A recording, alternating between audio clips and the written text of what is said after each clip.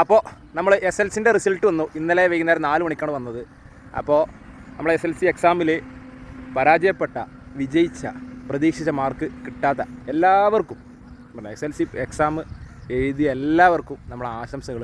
ഞാനൊരു വീഡിയോ മെയിനായിട്ട് ചെയ്യുന്നതെന്ന് വെച്ചാൽ വിജയിച്ചവർക്ക് വേണ്ടിയിട്ടുള്ളതല്ല. കാരണം വിജയിച്ചവരെന്ന് പറഞ്ഞാൽ ചരിത്രത്തിൻ്റെ ഭാഗമായി ഇങ്ങനെ പോകുന്ന ആളുകൾ മാത്രമാണ്. തോറ്റവരാണ് ജീവിതത്തിൽ ചരിത്രം സൃഷ്ടിച്ചുള്ളൂ. അപ്പോൾ ഞാൻ പറഞ്ഞതെന്ന് വെച്ചാൽ ഈ എക്സാമിൽ റിസൾട്ടിൽ മാർക്ക് കുറഞ്ഞവർ അല്ലെങ്കിൽ പരാജയപ്പെട്ടവർക്ക് ഭയങ്കരമായിട്ട് ഡൗൺ ആയിട്ട് വീട്ടിലിരിക്കുന്നവർ, സംസാരിക്കാതെ റൂമിലുള്ള അങ്ങനെ ഡിപ്രഷനായിട്ട് ഒരു കാര്യമില്ല. അത് വലിയൊരു സംഭവമല്ല. ആദ്യം നമ്മൾ മനസ്സിലാക്കേണ്ടതെന്ന് വെച്ചാൽ ഈ SSLC എന്ന് പറയുന്നത് അത് നമ്മളെ സ്റ്റുഡൻറ്റ് ഡിപ്പാർട്ട്മെൻറ്റ് അല്ലെങ്കിൽ നമ്മളെ വിദ്യാഭ്യാസ ഏരിയ അവരുണ്ടാക്കിയ ഒരു ചെറിയ ടേണിംഗ് പോയിൻറ്റ് മാത്രമാണ്.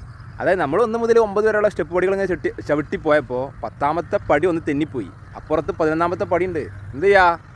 വളരെ സിമ്പിളായിട്ട് എഴുതിയെടുക്കുക. പിന്നെ അപ്പോൾ മനസ്സിലാക്കേണ്ടത് എന്താ അറിയോ, നിങ്ങളിപ്പോൾ ഈ കാണിക്കണ ഈ സംഗതി എന്ന് പറഞ്ഞാൽ SLC എക്സാം റിസൾട്ട് A+ എന്നൊക്കെ പറഞ്ഞാൽ അത് വെറും തിയറി മാത്രമാണ്. അതുകൊണ്ട് ഭയങ്കരമായിട്ടുള്ള വലിയ സംഗതികളൊന്നും ഇപ്പോൾ നിങ്ങൾക്ക് ആ ഒരു പേപ്പർ കണ്ടും പിടിച്ചിട്ട് നിങ്ങൾ സൗദി അറേബ്യ മരുഭൂമിൻ്റെ മണ്ണ് പോയി കണ്ട് ഇതാണ് SLC റിസൾട്ട് എക്സാം എന്നൊക്കെ പറഞ്ഞുകൊണ്ട് ഫുൾ A+ എന്നൊക്കെ പറഞ്ഞിട്ട് നിങ്ങൾക്ക് അവിടെ പൊന്നും കൊട്ട വാന്താണെന്ന് കിട്ടില്ല. ഹാർഡ് വർക്ക് എടുക്കാൻ തന്നെ വേണം. അപ്പോൾ ഞങ്ങളെ പറഞ്ഞു വന്നത് ഇത്രേ ഉള്ളൂ.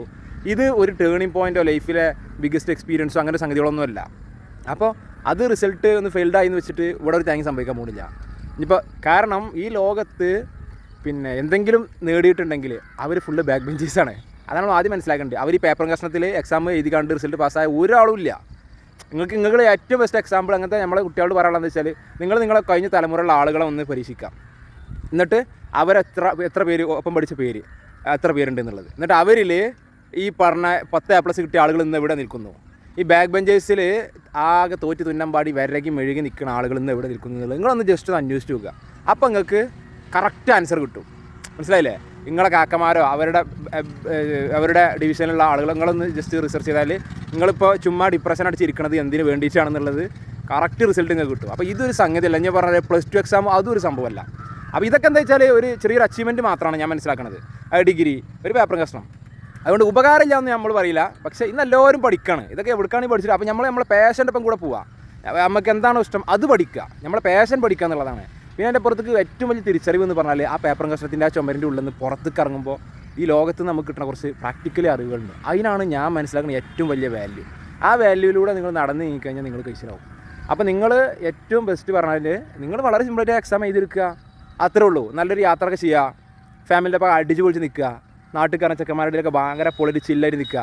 കാരണം എന്താ പറയുക, ഇതൊരു സംഭവം ഒരു തേങ്ങയല്ല. എനിക്ക് വെറും 3 A+ ഉണ്ട് +2 അല്ല 10ാം ക്ലാസ്.